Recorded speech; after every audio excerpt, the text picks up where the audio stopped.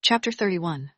After the Gook family declared that the Gook family and its subsidiaries would no longer cooperate with Innovative Tech took immediate action to manage this PR crisis. However, the results were not favorable. For the time being, it seemed that the director of Innovative Tech, Kevin Kyle, was standing before a big storm. Seeing this statement, Charlie raised his eyebrows slightly and showed a grin. Just a small director of a tech company, and this guy had wanted to fight with him. Charlie felt that he was powerful enough to even bring Noah and his ark to come back to life. Seeing that his master was in a good mood, Duncan immediately said, "Master Gook, as soon as the news is released, Innovative Tech will not even have a chance to retaliate." Charlie sneered at the phone in his hand. "Don't be complacent too early. Sometimes what you see may not be true." Duncan asked dubiously, "Master Gook, what do you mean?" "It seems that this guy, Kevin Kyle, can even get Simon Campbell to attend to him personally, so he can't be underestimated so easily." Charlie glanced at Duncan coldly. "In the future, you should think more carefully to get things done. You have been with me for so many years, yet you are still so lacking." At present, it seemed this Kevin had no ability to fight back. However, Charlie had to be wary of what tricks Kevin may be utilizing behind his backs. Duncan immediately nodded and stated, "You're correct, Master Gook. I will think carefully in the future." Charlie added, "Arrange for somebody to keep an eye on Kevin's every movement. Let me know if there is anything wrong." Duncan said, "We've been keeping an eye on him. He can't play any tricks." Charlie picked up the document in his hand and patted it on Duncan's head. "What I have said to you just now, did you think I was kidding?" "Master Gook, Duncan touched his head. He was innocent and aggrieved. He really didn't know what he had done wrong. Charlie waved his hand and said, "Get someone to get the car ready. Today, you can go on your own. Don't ruin my plans here." Of course, Duncan knew what Charlie was talking about. He quickly grinned and said, "Master Gook, shall I go and book the room first? For you and Miss Karen." Charlie gave Duncan a cold look and said briskly, "Get out!" If Karen would make peace with Charlie so easily, she would not be the unforgettable Karen who had left him 3 years ago. "Karen, baby." Charlie silently recalled the nickname he used to call her. He still remembered that Karen loved him calling her this way, and she would also call him Charlie, Bear Naughty. She would also say that the name Charlie Bear belonged only to her, and others were not allowed to call him this way. But most of the time, Karen still called him by his full name. She had said that only by calling him Charlie Wayne Gook could he be represented completely. At that time, Karen was a hot temper, yet she had a delicate and lovely side like that of a little girl. She would be coy and playful with him, forcing him to always say that he loved her. She was like a ball of sunlight, attracting the attention of countless men wherever she went. With such excellent self-confidence, how could he not love her? The relationship between the Daly family and the Gook family was brittle. The Daly family instinctively stood behind the Gook family in terms of power. It just proved that the Daly family was inferior to the Gook family. However, it was different for her. In front of the Gook family, she still had her confidence and pride, and never lowered her head. After they had fallen in love, she worked hard at her studies, with the goal of becoming a woman worthy of Charlie. When she was a sophomore, he had proposed to her, asking for her hand in marriage. He wanted their wedding to be held right after she graduated. At that time, he had thought that she would refuse, but he never thought that she would agree without a moment's delay. Her explanation was straightforward. Karen said, "I have been preparing to be Charlie's bride all this while. You can book me first. When I am excellent enough, I will marry you." At that time, she was only 19 years old. She had not graduated from college yet, and so Gook's family and Daly family did not arrange for a big engagement party. They had a meal together, and the marriage was agreed upon. Later, she worked hard in her studies, designing bridal gowns. Although she was still in school, the gowns she designed were already popular. Many studios came to look for her. When she earned her first bucket of gold, she invited him out for dinner. At the table, she proudly said to him, "Charlie, I think you really have a good taste." He looked at her with a smile. "What do you mean?" She said, "I can make lots of money now. If you lose your job in the future, I can support you." Thinking of the past, Charlie's eyes filled with tenderness. Indeed, Karen had always been so outstanding and confident, and he loved her so profoundly. But later, he destroyed everything and had hurt her so deeply. He could only stand by and watched as she even left town. Now 3 years had passed. He had the ability and opportunity to be with her once more. This time, he would not let her go so easily. "Karen, baby," Charlie gently called her name. "No matter how hard I try this time, I must keep you by my side." "Master Gook, the driver has been waiting a long time. Would you like to go out?" Although Charlie had ordered for Duncan to get out, Duncan would not dare leave before his master did. Charlie came back to his normal state and erased his emotions. He got up and left. Half an hour later, Karen, who was busy with work, heard her phone ring. She picked it up and saw an unknown number. She addressed pleasantly, "Hello." Charlie cleared his throat and said, "Karen, I am at Checkers Cafe next to your office. Please come out and let's have a talk." Hearing Charlie's voice, Karen frowned and instinctively wanted to hang up the phone, but then Charlie said, You may not come, but you will bear the consequences. He knew that she would not be willing to see him. Only by using such a powerful method could he force her to meet him. As long as he could have her return to his side, he wouldn't have cared less about what means he had to use. Despite the tough way she hated him, he was more worried about losing her forever. Karen pursed her lips and tightened her grip on her phone. She could not decline. She was worried that Charlie would do something else. If she were alone, she was not afraid of Charlie. But now that Kevin was involved, she was concerned. She didn't want him to be involved in this, because of her. Karen took a deep breath and squeezed out a word from her mouth. All right. She turned off her phone and picked up her coat to leave. It took her more than 10 minutes to get to Checkers Cafe as requested by Charlie. As soon as she entered the coffee shop, she saw Charlie sitting by the window. He also saw her and waved to her with a smile. The scene was so simple and familiar. Every single detail from her past flooded into her mind. Chapter 32. Karen had countless dates with Charlie a long time ago. At that time, it was happy and sweet, but now Karen only had one feeling: disgust. She did not want to see this man even once more, but had to come to see him out of no choice. She took in a deep breath and tried to calm down. After going upstairs, Charlie waved her over and said, "Karen, I'm here." In the past, Karen liked the way this man called her name, but now? Karen shook her head and did not want to think about the past, so she walked towards Charlie and sat down opposite him. After settling down, she subconsciously glanced at Charlie's forehead and saw that it was bandaged. She didn't know how the wound was. Charlie grinned and said, "Karen, you are concerned about me." Karen did not deny that she was concerned about his wound, since she was the one who caused it. She did not want to get involved in a homicide case for this unworthy man. She glared at him coldly and could no longer find the heartache she felt yesterday. Her state of mind was surprisingly calm, and even she herself did not expect this. She was silent, yet Charlie did not care. He beckoned for the waiter to serve her a cup of coffee and said, "This is the latte flavor you like." Karen said calmly, "Master Gook, simply state what you wanted to say. I don't have time to squander with you here." Belongs to. In the past, she used to stay up late to work on her bridal designs. When she was sleepy, she would drink coffee. After a long period of time, she became dependent on coffee. However, later on, she stopped having coffee.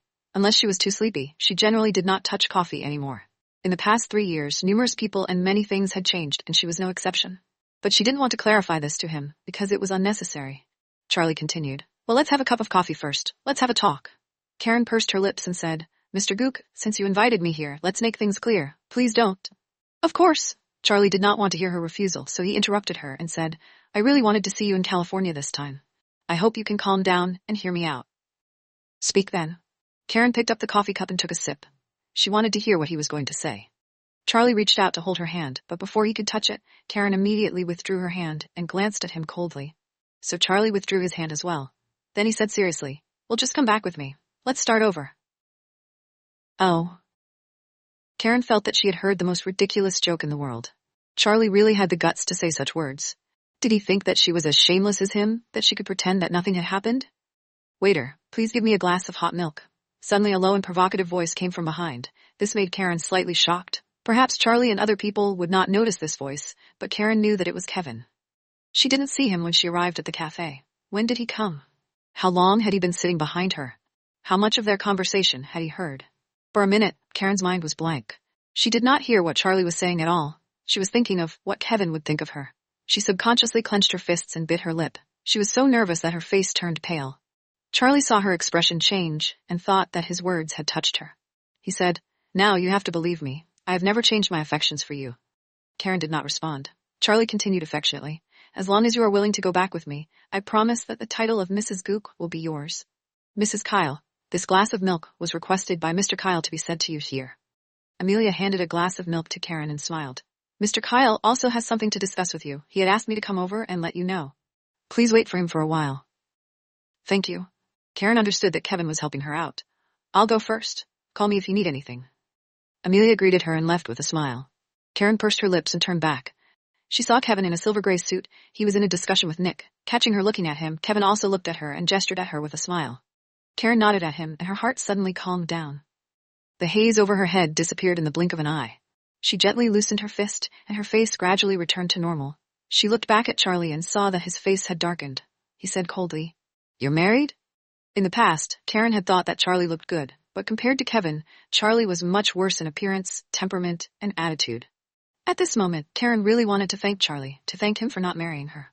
Otherwise, she would not meet such an excellent man like Kevin 3 years later. Kevin's small move reassured her. She said with confidence, Master Charlie, as you've heard, I'm married.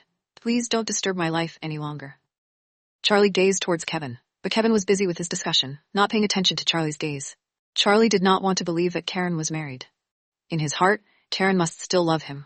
Karen might still be blaming him for what he had done, but he believed that as long as he worked hard, he would be able to win her heart.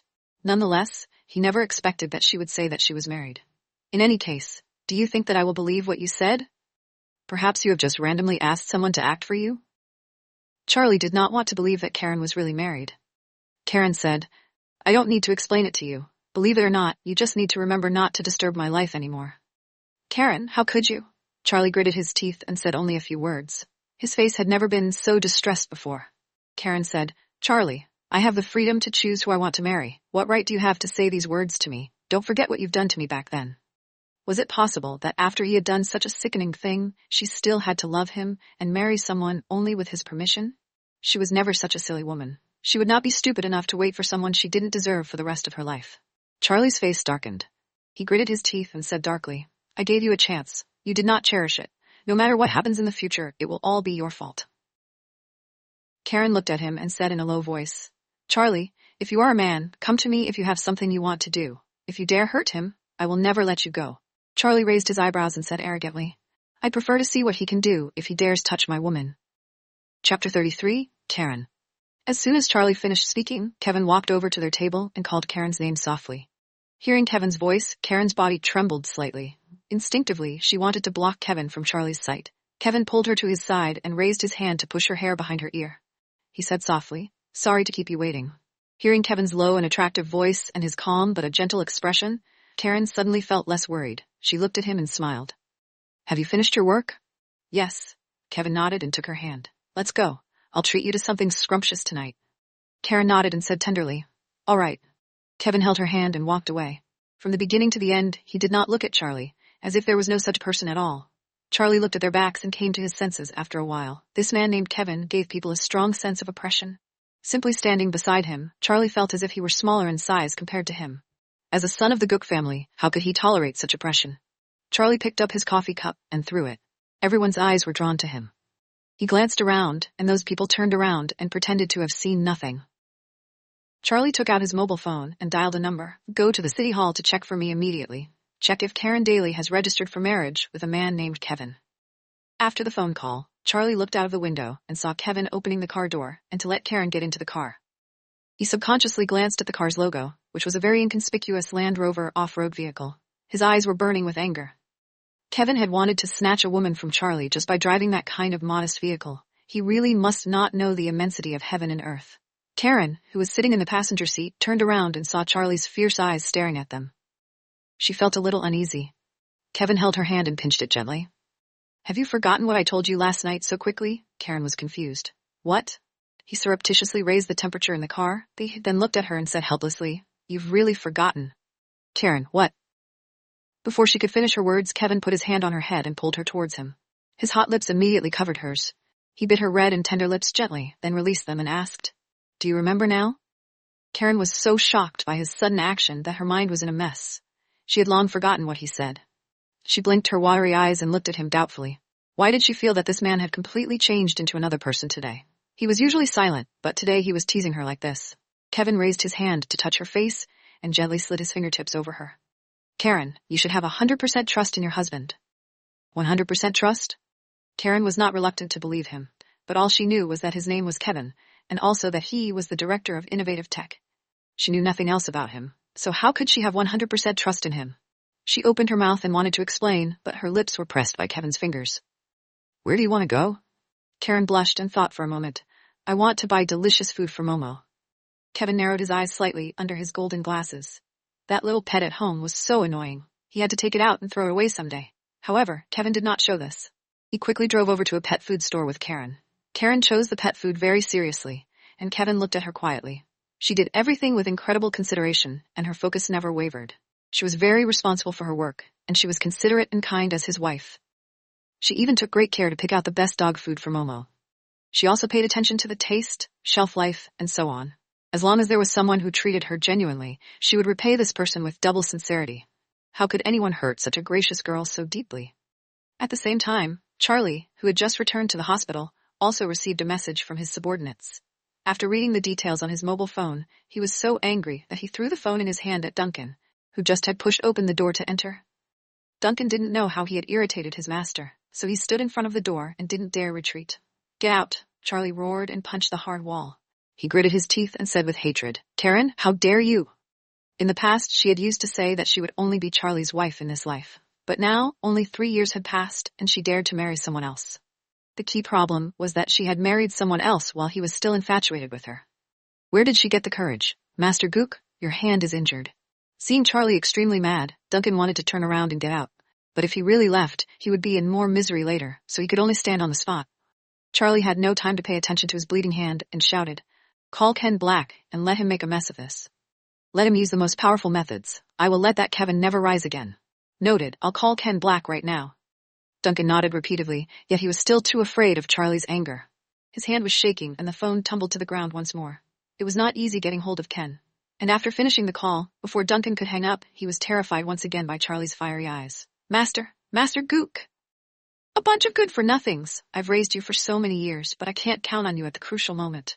Charlie wanted to grab a person and bite him repeatedly to vent the outrage in his heart. Duncan said nervously, "Miss Karen has not had a boyfriend for 3 years. No one expected her to suddenly get married a month ago."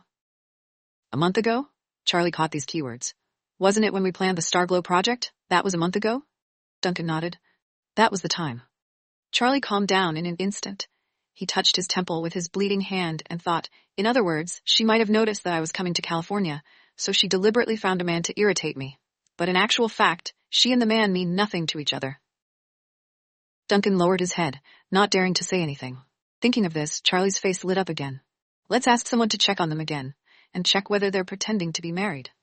Duncan said, "Master Gook, this can't be false. There is a registration of marriage. They are indeed a legal couple by law. As for the relationship between couples, if you want them to share a bed..." "Shut up!" Charlie punched the wall again. He held his breath and said, "Ask Ken to hurry up."